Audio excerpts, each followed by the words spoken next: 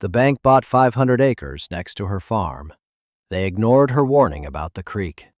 If you've ever felt small fighting against something huge, something that felt like it could just roll right over you, then this story is for you. And I want you to hit that subscribe button because we're going to talk about what happens when you finally decide to stand your ground, even if your knees are shaking.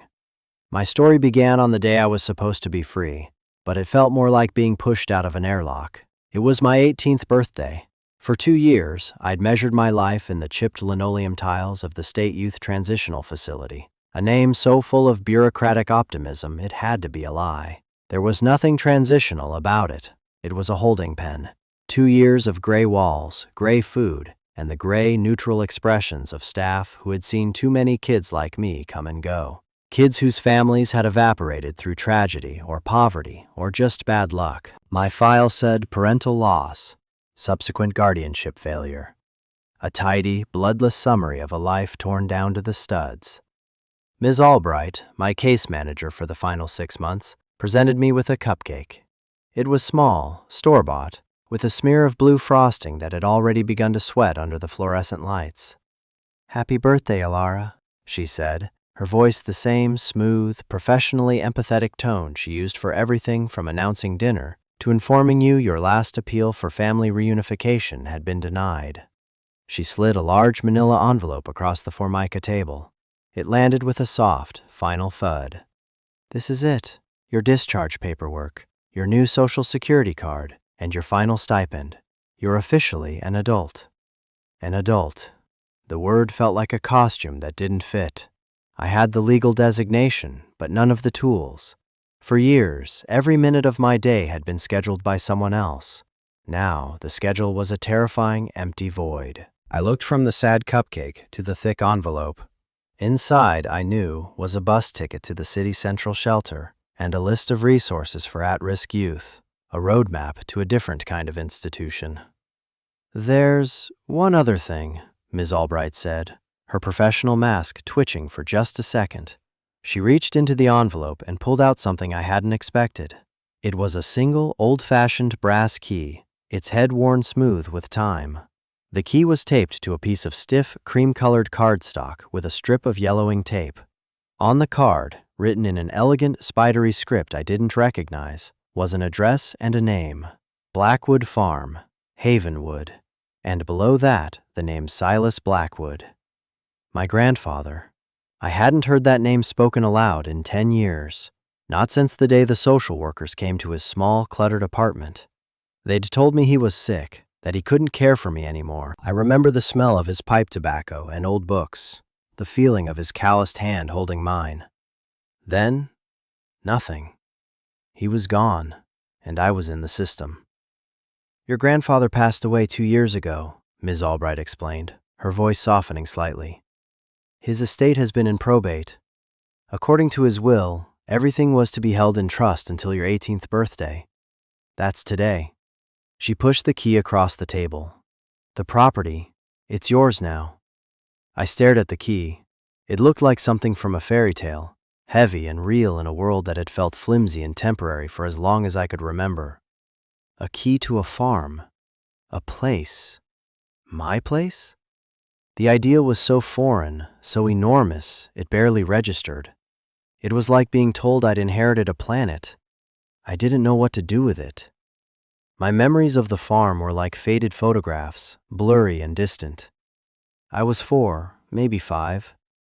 I remembered the sweet, cloying smell of hay in a hot barn, the shock of cold water on my ankles as I stood in a creek, and a sky so vast and full of stars it made me feel dizzy, and my grandfather, Silas. A tall, quiet man with a beard that tickled when he hugged me. It was before my parents' accident, before everything. "There's a letter from his lawyer in there too," Ms. Albright added, gesturing to the envelope. "It explains everything." She stood up, smoothing her skirt. The transaction was complete. I was processed. "Good luck, Alara." She didn't hug me. They weren't allowed to. It was a rule. I sat there for a long time, the cupcake untouched, the key growing warm in my palm. The gray walls of the facility seemed to press in on me. Freedom wasn't a wide-open field. It was this room, this choice. A bus ticket to a shelter in a city that had never felt like home, or a key to a past I barely remembered. I picked up the key. It was the heaviest thing I had ever held. I spent my last night in the system on a cot that smelled of bleach, the manila envelope clutched to my chest like a shield. I didn't sleep. The quiet hum of the facility, a sound I had grown to hate, was a strange comfort against the roaring uncertainty of the morning to come. When dawn broke, painting the barred window with a weak, gray light, I was already dressed. I left the cupcake on the table, a small monument to a birthday I didn't feel like celebrating. At the bus station, the noise and the crowds were a physical assault after 2 years of regulated quiet. I found a corner bench, pulled my thin jacket tighter, and finally, carefully, opened the envelope again. I slid past my new Social Security card and the thin sheaf of discharge papers. My fingers found the check first. It was a cashier's check from a law firm, Davies & Associates. The amount was for $5,000. To me, it might as well have been $1 million. It was more money than I had ever seen in my life, a tangible promise of food and shelter for at least a few months. It was survival. Then I unfolded the letter that came with it. The letterhead was heavy, embossed with the same law firm's name. It was addressed to me, care of the facility. The language was formal, dense with legal terms, but the message was clear. It confirmed what Ms. Albright had told me. As of my 18th birthday, I was the sole legal inheritor of the estate of Silas Blackwood, which consisted of a 150-acre property known as Blackwood Farm, the farmhouse, all outbuildings, and the contents therein. There was a long, dry paragraph about property taxes being paid up for the current year. And then I got to the part that made my breath catch. The lawyer, a Mr. Alastair Davies, wrote that he was obligated to inform me of a significant and standing offer on the property. A corporation called Agribank Financial had recently purchased the adjacent 500-acre parcel and was in the process of a major development project. They were, the letter stated, highly motivated to acquire my grandfather's land to complete their holdings. The offer was for $400,000. I read the number twice, then a third time. $400,000. The words floated on the page. Unreal. It was a number so large it had no meaning. It was an escape. It was a new life, printed in black ink on a piece of paper. I could go anywhere. College, an apartment, a car. I could buy a whole new past and pretend the last 10 years never happened. The lawyer's letter continued, however, with a sentence that snagged on the smooth, easy fantasy. While the offer from Agribank is financially substantial and would provide you with considerable security, I feel it is my duty, as per my final conversation with your grandfather, to strongly advise you to visit the property yourself before making any decision. Why? Why would he write that? If the farm was just a piece of land, a commodity to be sold, why the trip? Why the gentle, almost imperceptible note of caution? It was a loose thread. I looked at the bus ticket the state had provided, a one-way trip into the heart of the city. Then I looked at the brass key in my hand. The city was a known quantity, a struggle, yes, but a familiar one. The farm was a complete unknown, a ghost from a life I couldn't properly remember. But it was the only thing I had that felt like mine. The money wasn't mine. It was an offer for something that was mine. The distinction felt important. I thought of my grandfather. The system had painted him as a failure, a man who couldn't cope. But people who fail don't leave behind farms. They don't arrange for lawyers to hand their granddaughters a key and a choice on their 18th birthday. The narrative I had been fed for a decade suddenly felt thin, brittle. I stood up, my decision made. I walked to the ticket counter, the lawyer's letter clutched in my hand. I bought a ticket not to the city center, but to a place I only knew from a faded memory and a piece of cardstock. A little town called Havenwood. Every mile the bus traveled felt like I was moving backward and forward in time all at once. I was running away from the sterile certainty of the system and hurtling toward a past that held either a home or a heartbreaking ruin. I didn't know which was worse. The bus ride was a slow, rattling journey out of one world and into another. The cityscape, with its grime and its noise and its jagged skyline, slowly dissolved. It bled into sprawling suburbs with their identical houses and manicured lawns, a different kind of institution.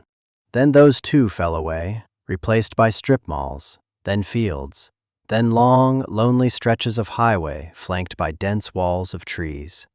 I watched the world change through the greasy glass of the window, my own reflection a pale, ghostly, superimposed image. For the first time in years, there was no one to tell me where to be or what to do. The silence in my head was deafening. What was I doing? I was a city kid, raised by the state. I knew how to navigate bureaucracy, how to make myself small and invisible to avoid trouble. I didn't know anything about farms, about land, about the kind of life my grandfather had lived. The $400,000 offer pulsed in my mind like a beacon. It was the smart choice, the logical choice. Sell the land, take the money, and build a real life. This trip was a foolish, sentimental detour, but every time I resolved to call the lawyer and tell him to accept the offer, my fingers would brush against the cold, solid weight of the key in my pocket. It was an anchor. It felt realer than the money. The bus eventually turned off the main highway and onto a two-lane county road. The asphalt was cracked and patched. The trees grew closer to the road, their branches forming a canopy overhead. We passed weathered barns with faded chewing tobacco ads painted on their sides, and small, tidy houses with wide front porches. After another 20 minutes, the bus slowed, its air brakes hissing. "Havenwood," the driver called out, his voice gravelly. I looked out the window. Havenwood wasn't so much a town as a suggestion of one. There was a single building that housed a general store and a post office, a dusty gas pump out front, and a small diner with a flickering neon sign that read, "Eat." That was it. I was the only one who got off. The bus pulled away, leaving me in a cloud of diesel fumes and a profound silence. The air was different here. It was thick, sweet with the smell of damp earth, cut grass, and something else, something wild and green. It was the smell of my 5-year-old memories. I stood there for a moment, my single bag on the ground next to me, feeling like I'd been dropped on another planet. There were no taxis, no Ubers, no public transport. I went into the general store. The bell above the door chimed. An old woman behind the counter looked up from her newspaper, her eyes lingering on me for a moment. I asked if there was a taxi service. She gave a dry chuckle. "Jed's the closest thing we've got. He's probably over at the diner." I found him there, an old man in overalls nursing a cup of coffee. When I said I needed a ride to the Blackwood farm, his eyebrows shot up. "Silas's place?" he asked, his voice raspy. "Didn't know anyone was headed out there." He looked me over, his gaze not unkind, just curious. "You must be the granddaughter." News traveled fast in a place this small.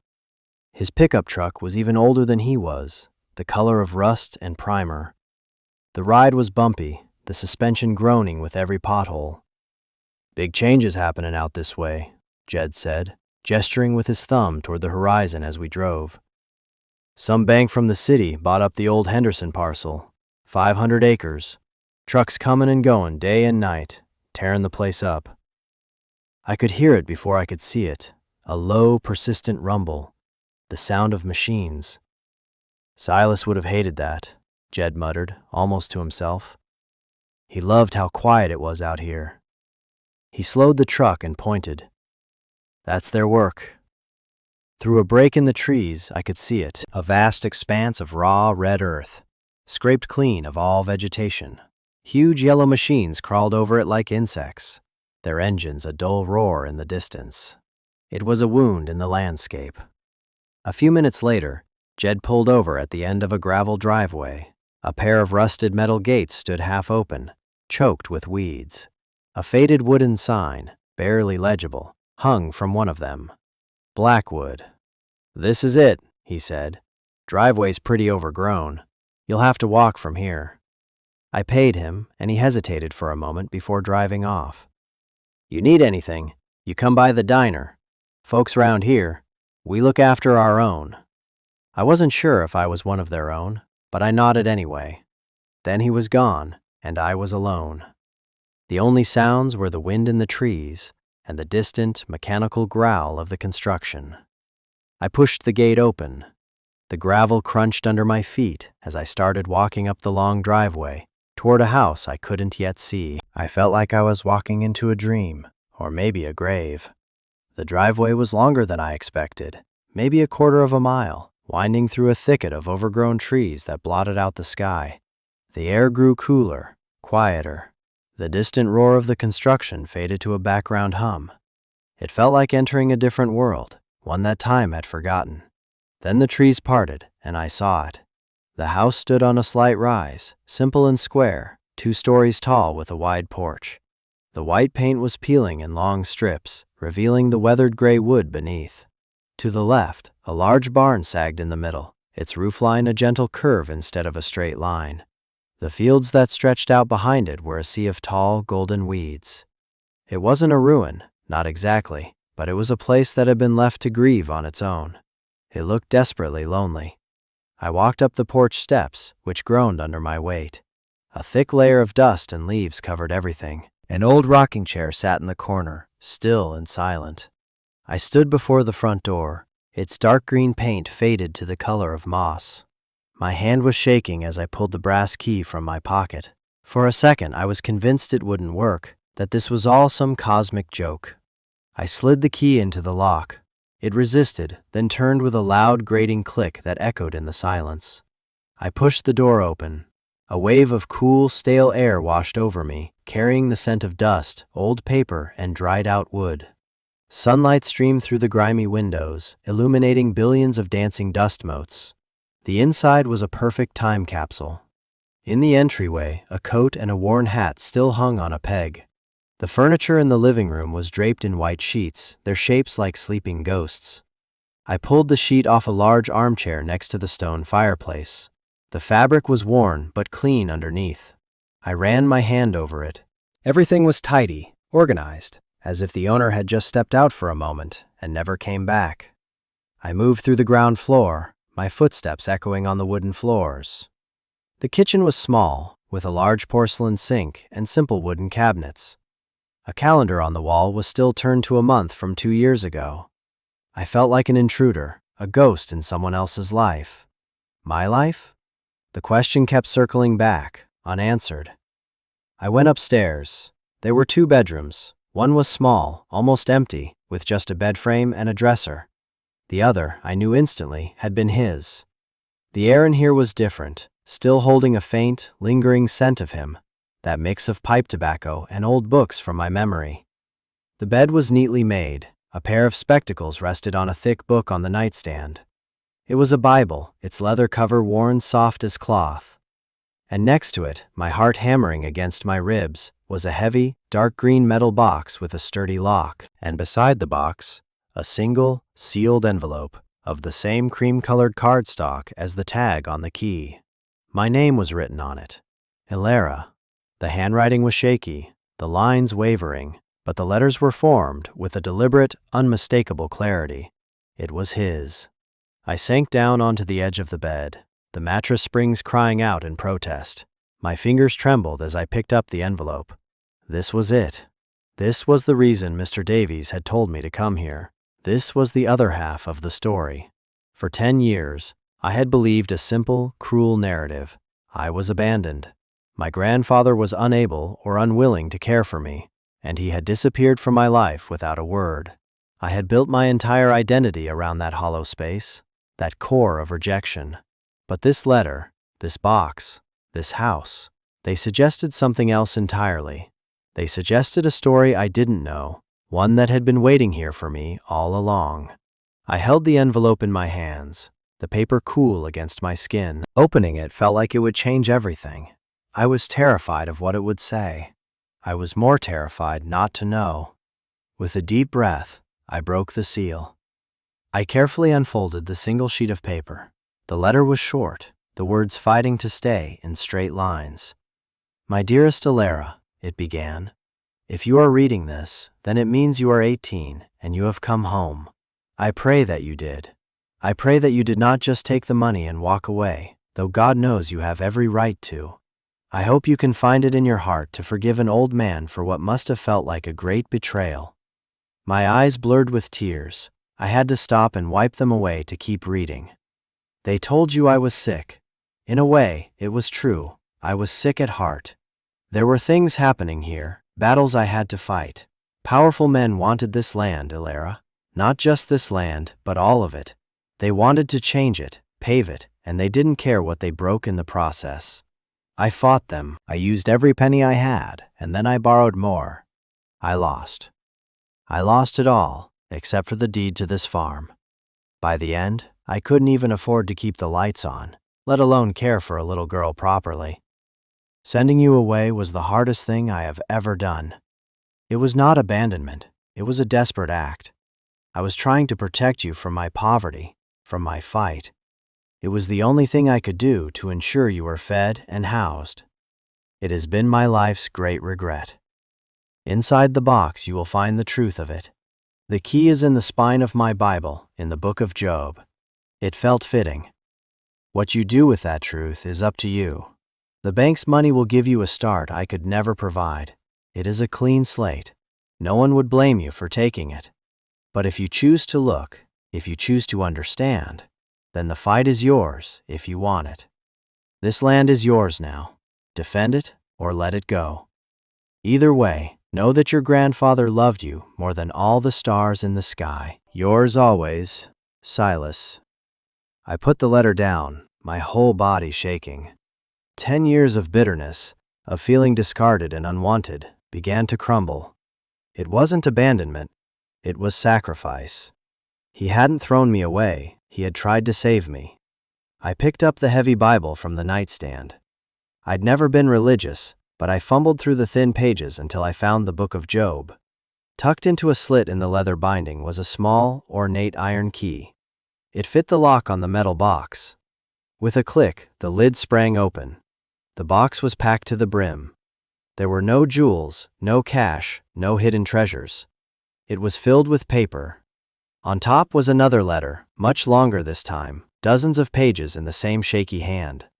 Beneath it were documents, geological surveys thick with charts and numbers, topographical maps crisscrossed with handwritten notes, and copies of official county zoning proposals stamped with the word denied. I picked up the long letter. Ilara, it started, here is the story they wouldn't listen to. He went on to explain, in meticulous detail, the secret of the land. The little stream I remembered, which he called Blackwood Creek, was not just a creek.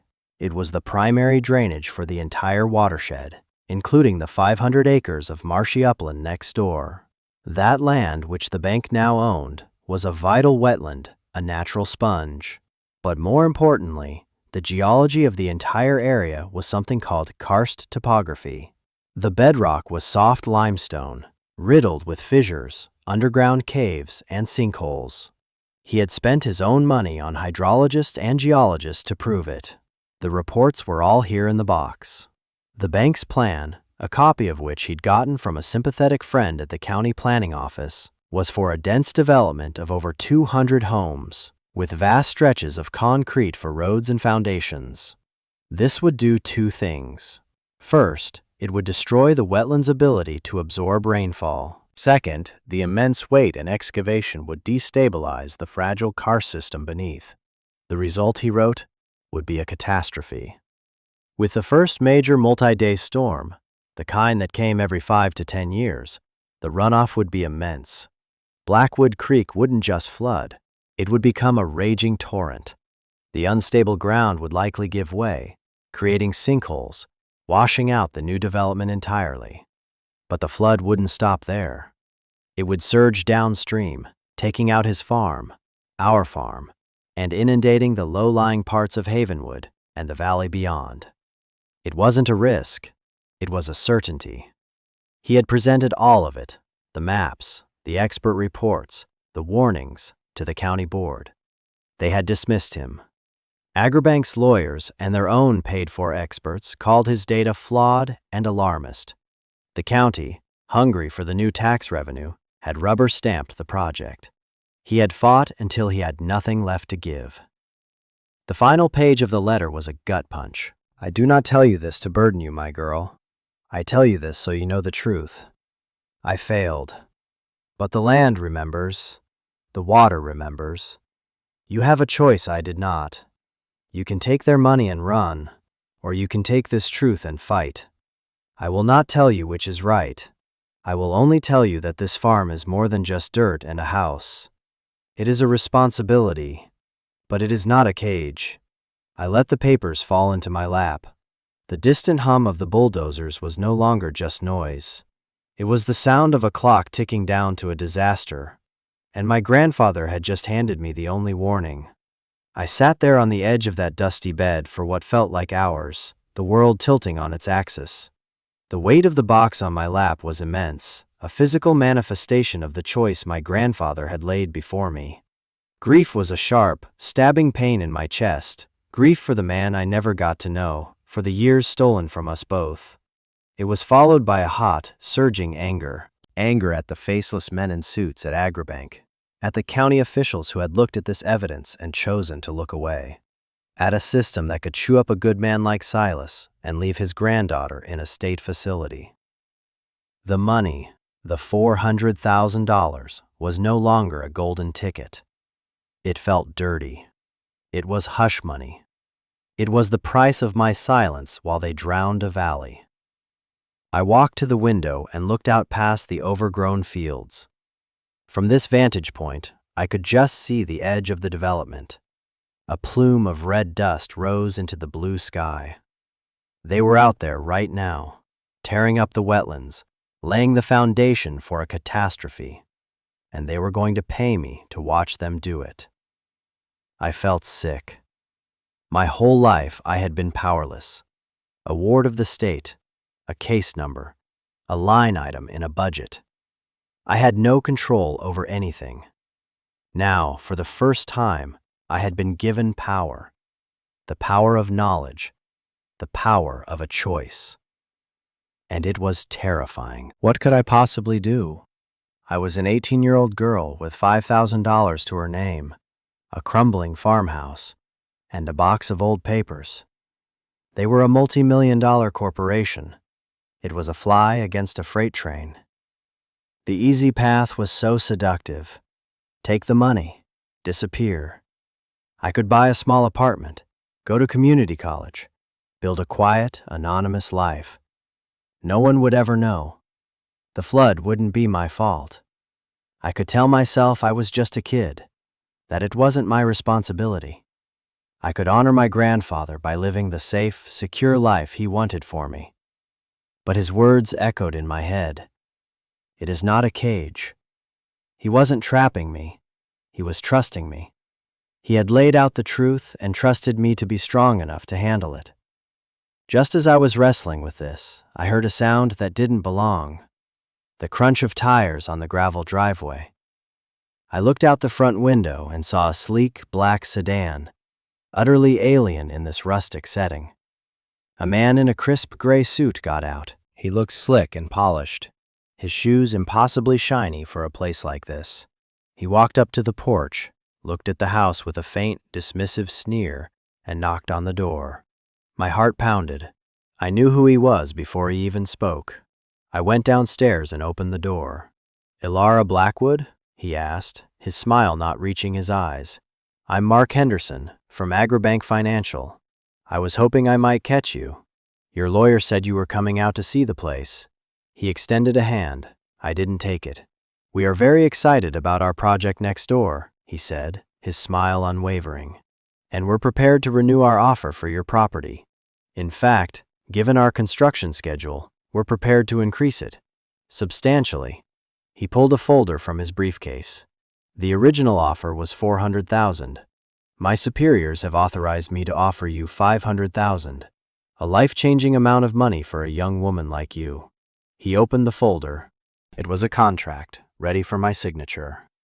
"Let us take this burden off your hands," he said, his tone dripping with condescension as he glanced at the peeling paint on the porch railing. "This place is a wreck.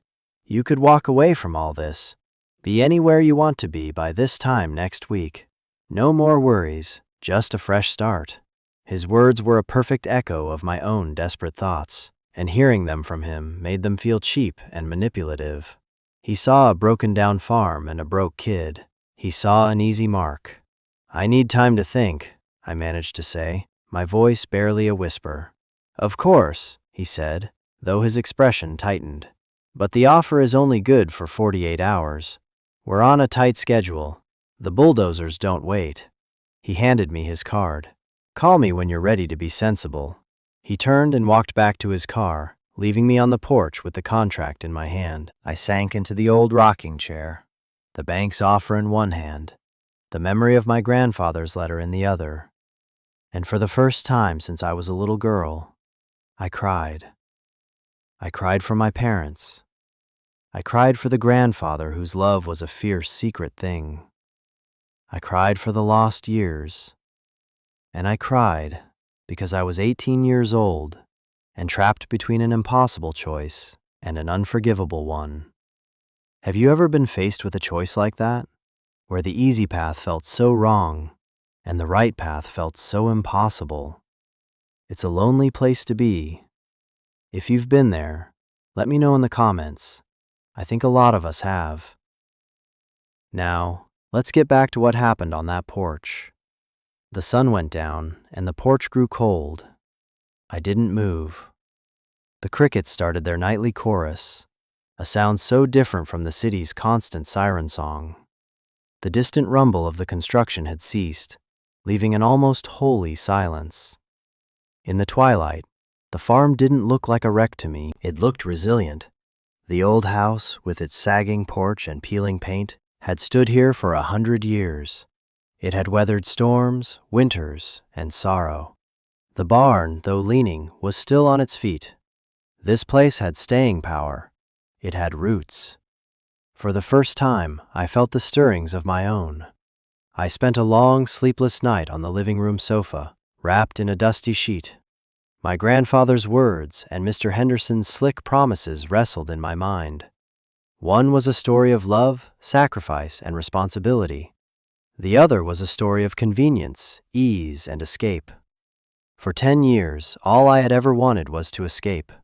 But standing here, in the one place on earth I was tied to, escape felt like another form of abandonment. It felt like I would be abandoning him all over again. When the sun finally rose, casting long shadows across the floor, something inside me had settled. A quiet, cold resolve had taken root in the chaos of my fear and grief. I got up, my body stiff and sore, and walked out of the house. I didn't walk toward the road. I walked toward the back of the property, following a faint path through the tall weeds until I found it. Blackwood Creek. It was just as I remembered from that sliver of a memory. It wasn't wide, maybe 10 feet across, and the water was clear and shallow, gurgling over a bed of smooth gray stones. The banks were steep and shaded by ancient willows. It was peaceful, but I wasn't looking at the water. I was looking at the banks. I could see the high water marks on the tree trunks, a good 10 feet above the current water level. I could see the signs of past erosion, and I could see my grandfather's work. He had built small retaining walls from flat river stones, painstakingly laid by hand. He had planted deep-rooted grasses to hold the soil. He hadn't just lived on this land, he had tended to it, cared for it. I crouched down and dipped my hand in the water. It was shockingly cold. This little creek, this quiet stream, was the fuse. The bank was next door, lighting the match, and they were offering me a fortune to look the other way while it burned. I looked back at the house, standing proud on its rise. I saw it not as a burden, but as a fortress, a watchtower, my foundation. And in that moment, the choice was no longer a choice. There was only one path. It was the hard path, the terrifying path, the right path. I wasn't selling. I walked back to the house, my steps sure and steady. I found the old black rotary phone on a small table in the hallway. It was covered in dust. I picked up the receiver, my hopes low. To my astonishment, I heard a dial tone. A faint, crackling hum, but it was there. Silas had kept the line active. Maybe he knew I would need it. My fingers, used to touchscreens, fumbled with the holes of the rotary dial. I slowly, deliberately dialed the number for Davies and Associates from the letterhead. The phone rang 3 times. Then a calm, professional voice answered. Davies and Associates, how may I help you? My name is Alara Blackwood, I said, my voice stronger than I expected. I need to speak to Mr. Davies. There was a pause. 1 moment, please. A few seconds later, a different voice came on the line. It was older, quieter. This is Alistair Davies. Mr. Davies, this is Alara. I'm at the farm. Miss Blackwood, he said, his voice warming slightly. I'm glad you made it safely. It's been a long time since anyone has been in that house. I got the offer from Agribank, I said, getting straight to the point. The man, Henderson, he came here. I see, Mr. Davies said. There was another pause, a weighted one. He was waiting. I'm not signing it, I said, the words coming out in a rush of air. I'm not selling. I found the box. I read the letters. I want to fight them. The silence on the other end of the line stretched for a long, heart-stopping moment. I was afraid he would tell me I was being foolish, that I was a child who didn't understand the world. But when he spoke, his voice was firm, and for the first time, I heard something other than professional courtesy in it. I heard allegiance. I was hoping you'd call, he said softly. Your grandfather was a stubborn, principled man, one of the best I've ever known. I have all his old files right here in my office. It seems he was just a few years too early. He cleared his throat. The fight isn't over, Miss Blackwood. Not if you don't want it to be. When can you come to my office? A wave of relief so powerful it made my knees weak washed over me. I wasn't alone in this. I had an ally. The first one I'd had in a very, very long time. 2 days later, I was sitting in Alistair Davies' office. It was exactly as I had imagined it, a small, quiet room lined wall to wall with books. Not just law books, but books on history, geology, and poetry. The air smelled of old paper and lemon polish. Mr. Davies himself was a man who seemed to belong in the room. He was in his late 60s, with kind eyes behind thick spectacles, and a calm, reassuring demeanor that immediately put me at ease. He had the box of my grandfather's research spread out on his wide mahogany desk. He had listened patiently, without interruption, as I told him everything. About the group home, Mr. Henderson's visit, and the feeling I got when I stood by the creek. Your grandfather was not a fool, Ilara, he said when I had finished. He called me Alara, not Miss Blackwood. He was a prophet, and like most prophets, he was ignored by the people in power. He steepled his fingers and looked at me. Now, I need to be very clear with you. This will be an incredibly difficult fight. Agribank has a team of lawyers and more money than God. The county officials are already in their pocket. We will be David against a Goliath who owns the factory that makes the slingshots. My heart sank. So it's hopeless? I didn't say that, he replied, a faint smile touching his lips. I said it would be difficult. Your grandfather's case was dismissed because the environmental regulations at the time were weaker, and he was framed as an eccentric old man with a grudge. But things have changed. There are new state-level environmental protection statutes we can use. And you, he said, pointing a finger at me, are not an eccentric old man. You are his heir, a young woman whose inheritance and safety are being directly threatened. The optics are very different. He explained the strategy. We would file for an immediate injunction to halt construction, citing imminent environmental risk. The core of our argument would be my grandfather's research, but we needed to back it up with new data. I know a geologist, Mr. Davies said, a woman named Dr. Eris Thorne. She's semi-retired, fiercely independent, and despises corporate bullies. She testified on a pro bono case for me years ago. I think if she sees Silas's files, she'll be interested. Her testimony would be our silver bullet. There was, of course, a catch. Filing the injunction, court fees, administrative costs. It will take money, more than you have in that stipend. He named a figure. It was a little over $3,000. more than half of everything I had in the world. It was a gamble, a huge one, but I didn't hesitate. "Do it," I said. I spent the next week in a whirlwind of activity that was both terrifying and exhilarating. I drove to the city with Mr. Davies to sign affidavits and meet with Dr. Thorne, a sharp, energetic woman who, after spending an hour with Silas's maps, declared them brilliant and Agribank's plans criminally negligent. Back at the farm, I began the colossal task of making the house livable. It wasn't just about cleaning, it was an act of claiming my ground. I scrubbed floors, washed windows, and aired out the dusty sheets. With every bit of grime I cleared away, I felt like I was clearing away the neglect, both for the house and for myself. But my money was dwindling fast. The legal fees had taken the bulk of it. I needed a job. I drove the old rusty pickup truck I'd found in the barn, which, to my amazement, started after a bit of coaxing and a new battery, into Havenwood. I walked into the diner, the one where I'd first met Jed, and asked the woman behind the counter if she was hiring. She looked me up and down, her expression wary. "You're Silas's girl, aren't you? The one causing a stir?" The story had already spread. I nodded. "I'm a hard worker." She considered me for a long moment, then sighed. "My afternoon girl just quit. You can start tomorrow. Don't be late." The work was hard, the hours long. The first few days, the locals watched me with a mixture of pity and suspicion. I was a Blackwood, and the Blackwoods, in their eyes, were troublemakers. But they saw me show up every day. They saw me refill their coffees and bust their tables. My face smudged with exhaustion, but my shoulders set with determination. Slowly, something began to shift. Jed, the taxi driver, started leaving a free newspaper for me at the counter every morning. The woman who owned the general store, Mrs. Gable, began giving me a discount on groceries, telling me to pay it forward when you can. One afternoon, a farmer I didn't know came in for lunch. When he left, he stopped by my table. "My granddad knew yours," he said gruffly. "Said Silas was the only one who had the guts to tell the county where to stick their zoning plans back in '98. Good on you for picking it up." He walked out before I could respond. It wasn't much, but it was everything.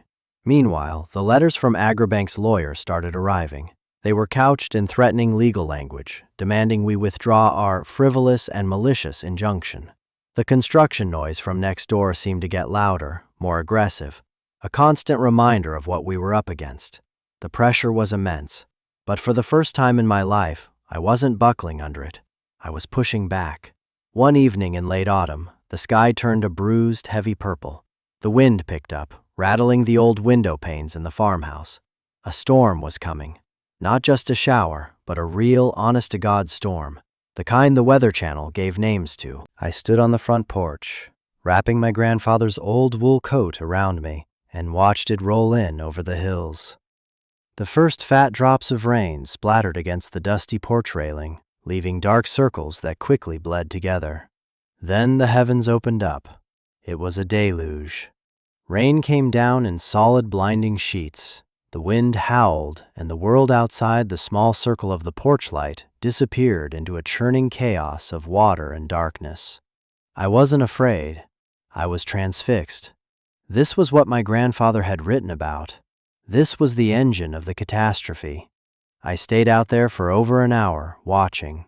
The ground, saturated, could no longer absorb the sheer volume of water. My own driveway became a shallow, rushing river. And then I heard a new sound, beneath the drumming of the rain and the howling of the wind. A deep, angry roar. I grabbed a flashlight, and pulling the hood of my coat up, I ran from the porch, my boots sinking into the mud. I fought my way through the whipping branches of the trees toward the back of the property, toward the creek. I didn't need the flashlight to see it. The creek was gone. In its place was a churning, muddy torrent, at least 30 feet wide. It had swallowed its banks completely. Water surged through the willow trees, tearing at their roots. The small stone walls my grandfather had built were completely submerged. The water was no longer clear. It was a thick, reddish-brown, choked with the soil and clay from Agribank's construction site. I swept my flashlight beam across the surface and saw what looked like a small building, a construction trailer, being swept along in the current, tumbling end over end before being smashed to pieces against the cluster of rocks. This wasn't even the 10-year storm my grandfather had predicted. This was just a heavy autumn squall, and it was already doing this. The development wasn't even halfway complete. The foundations weren't even fully poured. My blood ran cold. He was right. He was right about everything. I stood there in the pouring rain, soaked to the bone, and I finally, truly understood. This wasn't an abstract legal fight anymore. It wasn't about money or land value. It was about this raw, untamable power, this water, this land. My grandfather hadn't been fighting a bank. He had been fighting for a balance, for a respect that the men in suits, with their blueprints and their balance sheets, could never comprehend. He knew that you don't own land like this. You enter into a partnership with it. You listen to it. And if you don't, it will remind you of the terms of the agreement in the most brutal way imaginable. In that moment, standing on the edge of that raging water, I didn't feel like a lonely girl anymore. I felt like a guardian. I was a part of this place, and it was a part of me. The fear I had been carrying for weeks was washed away by the rain and replaced by a fierce, protective resolve. This wasn't just my grandfather's fight anymore. It was mine. The house I was defending wasn't just a shelter. It was a home, and I finally understood what that word meant. Home isn't a place you are given. It's not a roof over your head or a deed in a box.